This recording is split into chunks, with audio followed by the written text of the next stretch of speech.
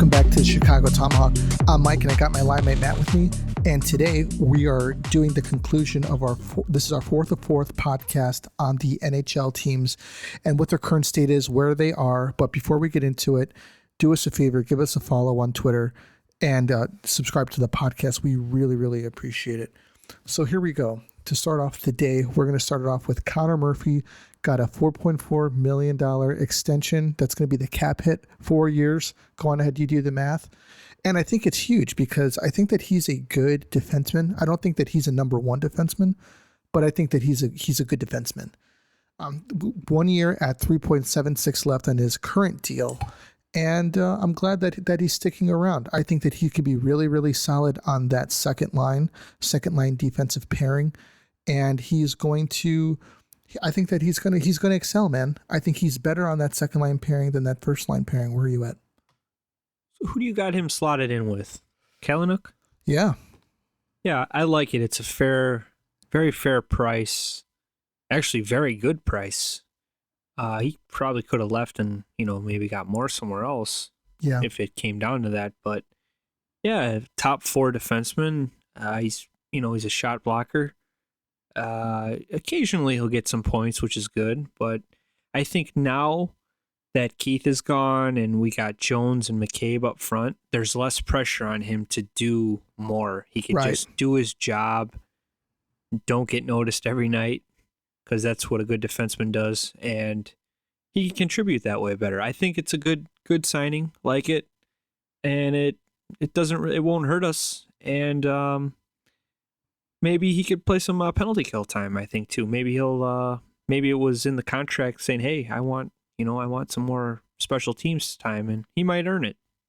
Yeah, I think that he has already. He pretty much got thrown into the fire just by association of alone from being in that Nicholas Dramelson trade. A lot of people were expecting him to be Hammer, and it's a little unfair to him. But I think that he has definitely stepped up and grown and developed into a pretty solid defenseman in his own right. It's a very hard guy to replace. Yeah, it is. It is. I mean, this guy, how many career shot blocks? Probably over 1,000, which is insane. 3-time Cup champion. Yeah, good luck, but just do the best you can. I think it's going to pay off for the Hawks. And the United Center also released their COVID-19 restrictions for attending games. It is, if you are vaccinated, you will be let into the building. And if you provide a negative COVID-19 test and you are not vaccinated, they will let you into the building. So, that opens up the door for the vaxxers and anti-vaxxers, I guess you could say. Obviously, we don't want to get political, but that's where we are, and they're trying to abide to everyone. So I commend them for that. So moving on to this has been a lot of fun, man, looking at the teams, where they're at, what they've done, because you really get a sense to see how things are going to pan out for next year. Today, we are starting with the Seattle Kraken, and there isn't really too much that you could say about this team. We could talk about the players, but we haven't seen these players play with each other yet, so we can't really give them a fair assessment. Do they make the playoffs? I saw some predictions that they're going to have 98 points next week. Now, that could be because of, what Vegas did when they came in. Normally the expectations are the floor for an expansion team, and because Vegas did so well, I think people are expecting Seattle to do a lot better. I don't think that they drafted as well as Vegas did, so I'm not going to put them that high. So we're going to leave them out to. I'm just going to say they're not going to make the playoffs in their first year. Where are you at? Yeah, I don't think they're going to make it either. But I do feel that they have a very strong goalie tandem with Grubauer and Drieger. Right, and it's a 1A and a 1B. And yeah, if pretty you much. have a good goaltender, anything could happen. So, but I still think they will. I'm just saying, I think it's just too hard, like you said, to predict. But the Pacific Division, it's Vegas. It's probably going to be Vancouver. and LA. I just Fighting for a spot. Yeah, like we said over and over again, the Central is going to have the 2 wild cards, no question. Central is a very, very competitive division. So I think Seattle, hopefully they finish over 500 to keep the fans, motivated and into it. Right. But it's just too hard to predict. All right, let's move on to the Blues. Now, the Blues are an interesting situation because they have a Vladimir Tarasenko that wants out of the organization. And I think, honestly, that makes or breaks this team, whether they're going to be, we'll say vying and competing for a playoff spot or not. Do you think that Tarasenko stays in St. Louis? I think as of yesterday, when I saw Lou Lamoriello sign those 4 players from the Islanders, that pretty much, for me, put the Islanders out of that sweepstakes of getting Tarasenko. They paid, what's his name, guy with the cool beard, Palmieri, a good amount of coin. So I don't think they're gonna go for Tarasenko now. So I do think he's gonna stay with St. Louis. And hey, he won a cup there, and he's a fan favorite. He's a very important player on that team. But I think they're going to keep him. I like the additions of Saad and Bushnevich from the Rangers. I don't like that Saad addition. I know you don't, because he's your boy, and we got to deal with him now, 6 to 8 times this year. There is one thing that happened, I think the same day as when we signed Murphy. They signed Colt Parenko, 8-year deal. I love that guy. Great defenseman. Plays it right. Take some notes, Erik Karlsson. Yeah, he's actually a Stanley Cup champion too. I do like Jordan Binnington. Guy competes. He's got a mean streak to him, and he's also won a Stanley Cup. And I think the Blues could either take that 3rd spot in the playoffs, or they're going to take that first wild card, I think. All right, moving on to Tampa. Now, I think the question here is, everybody wants to know, is Tampa going to three-peat? Absolutely not. I think that they've lost a few too many pieces, but is Braden Point going to turn it up? I mean, he's already, a stud. Is he going to take it to another level? That could change everything. A healthy Kucherov, a healthy Stamkos. These are things that can turn the tide. Because I'll be honest with you, man, I think that I think Braden Point was their MVP. Vasilevsky was obviously incredible. They just have a stacked team, man. They have a stacked team. I don't believe that they are going to repeat. I think Corey Perry is a very, very good addition for them. He's a gritty player that they could really, really use on a tough team. And but I don't see them three-peating. Where are you at? Yeah, I don't think they're going to three-peat because they got rid of some really important guys because they had no choice. They lost Yanni Gourde to the fantasy or the expansion draft. They lost Coleman to free agency. They lost Savard to free agency. They lost Tyler Johnson to the Blackhawks through a trade. Barclay Goodrow. I mean, I can just keep going. But they did add Corey Perry, like you mentioned. I like that signing because he was built to play in big games, like playoff games. And the thing about him is he's been in the finals 2 years in a row now, and he's been on the losing end. So what does this mean for the Lightning? Are they going to make it and finally lose in the final now? I don't know. They also signed Brian Elliott to be the backup. Not sure about this one. I don't know about that one either. I think when you have a beast in Vasilevsky, Brian Elliott's probably going to play 15 minutes, or 15 games to 20 maybe. Even if they allow that, who knows? This kid might want to play a full 82. Kind of reminds me of Brodeur. He used to play 75 games out of 82. Yeah. Then he'd play a full playoff series and win the cup. Right. So he's very, very good goaltender. Big fan of this team. They're definitely going to make the playoffs, maybe even win the division, but I just think that all these games are going to catch up to them, just like, the Kings and the Blackhawks during those years. Yeah, just beat them down. Yep. So you don't have them winning the cup, right? No, I do not. Definitely a playoff team, though. Definitely. It might even win the division, the Atlantic, I think. All right. So let's talk about your second favorite team, the Toronto Maple Leafs. That is not my favorite team or second.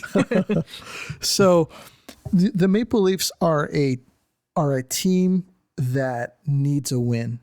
And I think that the pressure and the push is weighing on them even more than it was last year. They had a golden opportunity to move on in a very weak division, I believe. I think that they should have made it past Montreal. But the big question is can the big guns make it? Can they play in the playoffs? And so far they haven't. Now, yes, they did not have John Tavares in the playoffs last year. So would he have made that big of a difference? It's possible that he could have gotten a goal when they needed one and move them on to the next round. It's very possible. But this team is in desperate need of a win. I think that the pressure is just as big of a rivalry and an opponent as anybody that they play. Where do you see Toronto next year? I see Toronto being a very good team during the season. I think it doesn't matter how much money they have spent in the top guys because they're going to play, they're going to score goals, they're going to get their points. But in the big games, when the depth matters, they don't have it because all that money is spent up front. You got Tavares making close to 14, is it? Or 13.9? You got Matthews almost the same. Marner making big money. Nylander actually might have been the best player in the playoffs at $6 million a year. By a landslide. Yeah. Jack Campbell had a great run, but looked pretty average to me in the playoff series against Montreal. And like you said, that was a golden opportunity for them, and that will never happen again. And they're in a very, very good division. Like Boston, I think, is a powerhouse, and they got to get through them if they want to win the cup. And I don't see them doing that. So I got them in the playoffs, but early exit. Yeah, definitely. They'll definitely make it, but I don't see them going far. So we'll move on to Vancouver. Now, I mentioned him earlier in our series, Brandon Sutter. Brandon Sutter is on Vancouver. I think he's a reliable player, but I think he's getting to the twilight of his career. And another familiar player, Matthew Highmore's on Vancouver. Man, he played with a lot of energy, and I think that he tried to really make the Hawks, but he just couldn't crack it. There just wasn't a spot for him. But no. I think what's his name? Is it Brady Quinn? Not Brady Quinn. Quinn Hughes. Quinn Hughes. Gosh dang it, I couldn't even think of his Quinn Hughes, name. Yeah, the very explosive, offensive-minded defenseman. But yeah. he does play a good two-way game. I give him credit. Yeah, he does, and he's obviously the highlight of this team. I see them maybe being like a Calgary team, to be honest with you. I see them winning games 1-goal, 3-2, 4-3, 2-1. One of those types of teams where they're not going to be blowing guys out of the water, but they're going to be sneaking wins by. And you know what? I think that there's a possibility that they might make the playoffs. Where do you have them? Yeah, I maybe got them competing for that third spot with the Kings. I think they're kind of like an equal team. They got some good players, Bo Horvat and Thatcher Demko, the goaltender. He's kind of, they're pushing him to be like he's the next guy that's going to be a top 5 goalie. And I've seen some good games where he's turning it up. And last year they had a big COVID outbreak and they were out for 2 weeks, and you felt bad for them because they were getting hot, and then that happened, and then they just kind of missed out. But I can't really say anything nice about Vancouver. I'm sorry. It's just because of those battles we had with them. You're not going to get any compliments from me. Those were wars. Hated Alex Burrows. hated Biesca. I like him now as an analyst, but Ryan Kessler, I hated him. The Sedin sisters hated him. David Bolin, good for him. Good line, loved it. Sedin sisters sleep in bunk beds. But yeah, I think they're going to be a playoff team, maybe third spot, depending on the Kings, how hot they get. But yeah, very boring team to watch. Don't understand some of the moves. They made some trades with Winnipeg. I think they traded Nate Schmidt, who's a pretty good defenseman. And I know he was really upset when they traded him from Vegas, and they ended up trading him to Winnipeg now. So, yeah, man, just boring team. Yeah, let's move on to Vegas. The Vegas Golden Knights. Now, this is a team that perennially does very well, gets into the playoffs, makes it through a few rounds, and then something happens. I don't know if the wheels just fall off or they just lose air in their tires, but they just can't seem to close the deal. They have a solid team coming back next year, led by Mark Stone. And they were able to re-sign Alex Martinez, which I think is a huge part of their team. He's a big-time player.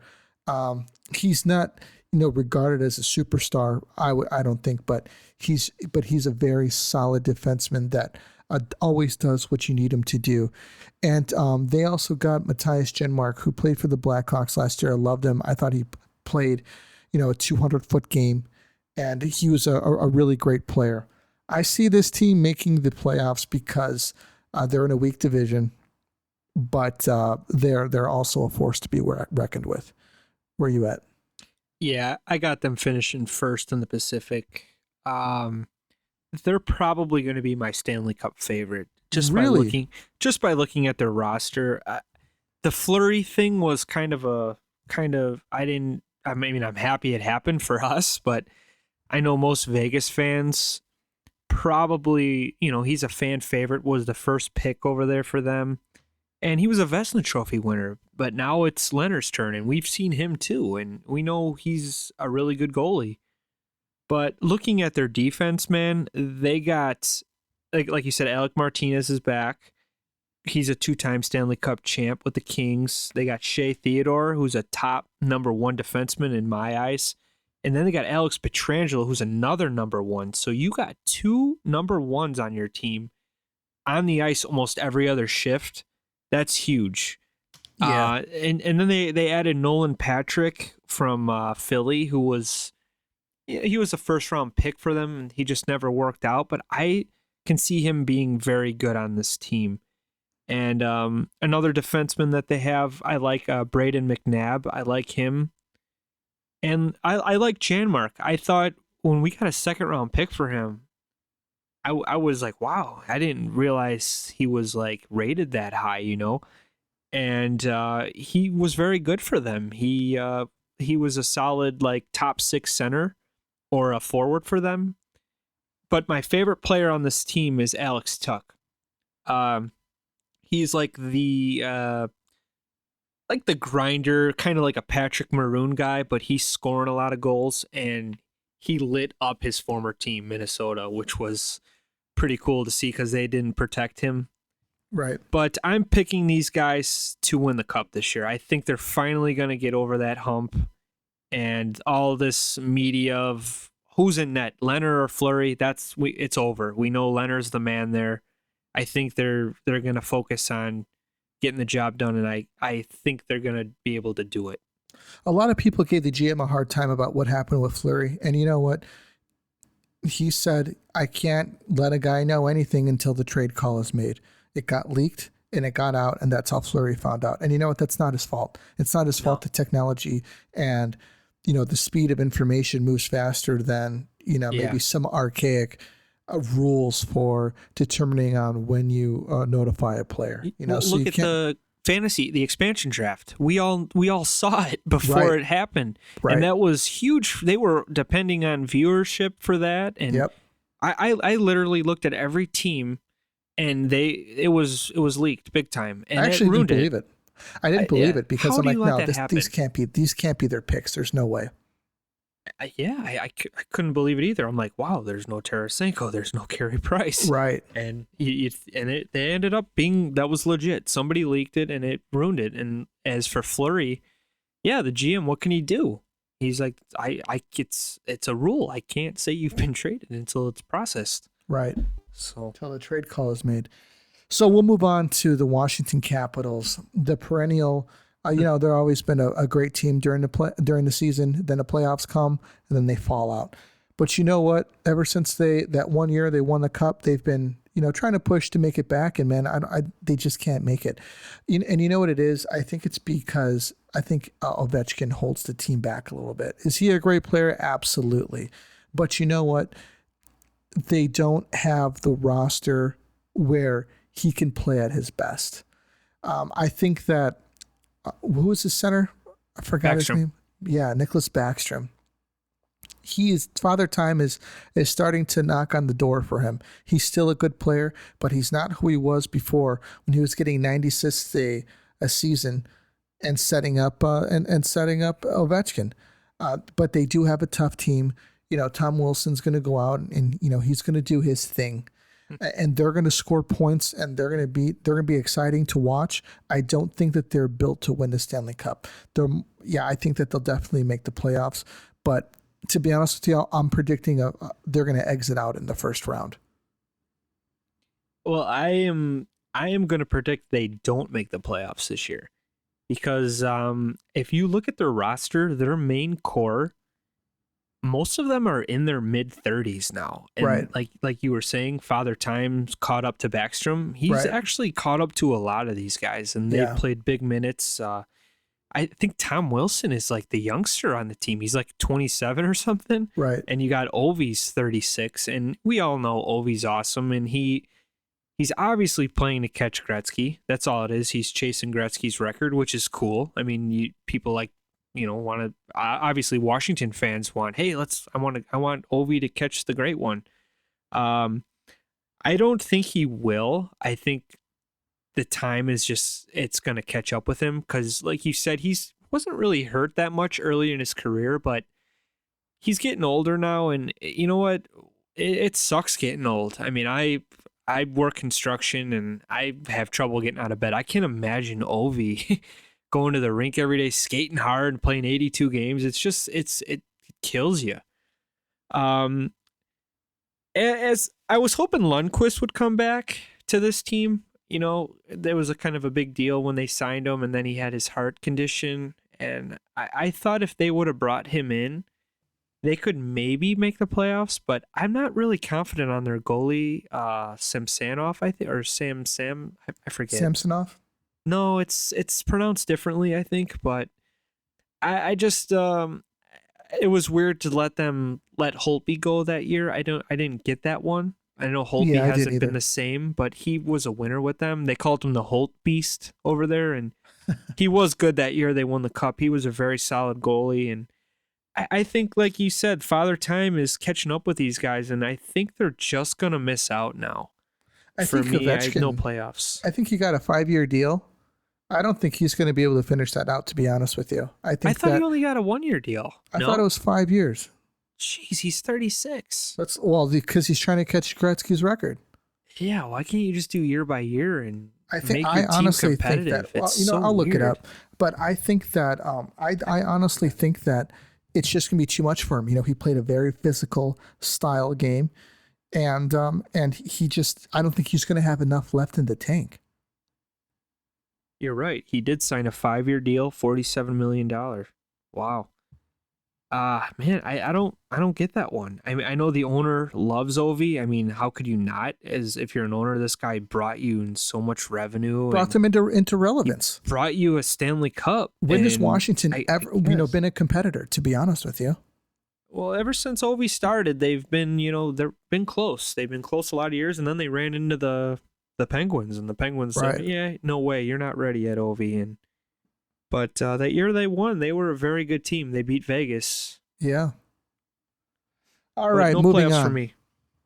To the last team, the Winnipeg Jets. I'm really curious to see what Pierre-Luc Dubois does this year. He's going to, go into camp. He knows where he's at. I don't think that he has any grievances. I'm going to see if he could produce there. They've still got Blake Wheeler and Mark Scheifele, and we'll see how this team pulls itself together. They can be an exciting team to watch sometimes, but I don't see them as a Winnipeg's on. I'm gonna put that on. I don't think that they're that exciting. And to be honest with you, I think this team is going to be a sneaky team that's going to win some games that they probably shouldn't have won. And I think that I think that they might be on the outside looking in on the playoffs. And Paul Stastny still has 2 years there, so looking at what is he going to be, an ageless wonder there? I don't know about these guys. Like, there's times when I watch them, I'm like, wow, these guys are good, and then I watch them, I'm like, wow, these guys are boring. I'm gonna go to bed, They got Connor Hellebuck, who's a Vezina caliber goaltender. American. If we do go to the Olympics, I'm guessing he's going to be the starting goalie for USA, which is kind of cool. Right. But for me, the highlight of last year was their playoff series against Montreal, when Scheifele, took that questionable run that hit. I thought it was Evans. Yeah, it was unnecessary. It was an empty net. It was an empty net. He wasn't saving that. No, especially if you look at Mark. I'm sorry to interrupt you. It's all right. Especially if you look at Mark Scheifele's his statistics in back checking, which are practically non-existent. Well, yeah, I mean, you could tell he was a little frustrated, like watching this young kid go with his head down, wrap around, easy goal. Yeah, he should have stopped, but 4-game suspension, I don't know about that one. Yeah. And I think that really hurt the team, because when he was out, the next guy up was Dubois, and he sucked. And I'm sorry, he wasn't that good with the Jets. I know he had to sit out 2 weeks because he got traded over there. They had to quarantine and all that crap. But he was not good. So let's see how he is with a fresh start. He's starting training camp here. Let's see what he can do. But I do like, they got Nikolai Ehlers, Connor, Blake Wheeler. They got some good players. And like I said, they added Nate Schmidt, who's he'll get you some points on the blue line. And you know what, though? I really think they're missing Big Buff. Yeah. I thought he was an important piece on that defense. And he was huge. Yeah, he was just a monster back there. It's hard to replace a guy like that who could skate, hit, score, good leader, championship pedigree. This is a tough one for me. For the Central, I think it's going to be, you got Colorado, obviously. For some reason, I just feel like St. Louis is, they're hard to read sometimes. Sometimes they go on a crazy run and then they're really bad. It's kind of like Nashville. They'll be like 0-18, and then when they need to win down the stretch, they'll go like 20 straight wins. And like the Hawks will like lose to like Columbus or something, and we're like, no, we need these points, Right. But I think the Jets maybe could compete in the wild card, or maybe they'll be amazing with Connor Hellebuck. Will just shut the door, and they'll be like maybe behind Colorado. So, but I think they could possibly make the playoffs. The only team, honestly, I'm not confident with I am confident that won't make the playoffs in the Central is Phoenix, because they're just terrible. Any other team, the Hawks, Nashville, St. Louis, and all the Minnesota, these Colorado. Guys can easily. Colorado's a given, but Minnesota, they can make it, and that's what makes the Central fun. It's so competitive, and then they give us Arizona. It's like, okay, let's just beat up on them for some free you guys points. You guys can get your 2 points, your 16 points, and we'll just practice. Just throw out your backups that game and let your backup goalies give them some starts. But give the starters a long weekend. Yeah, exactly. Yeah, do you think they're going to do that again? The scheduling, like the back-to-backs? No, I really liked it though.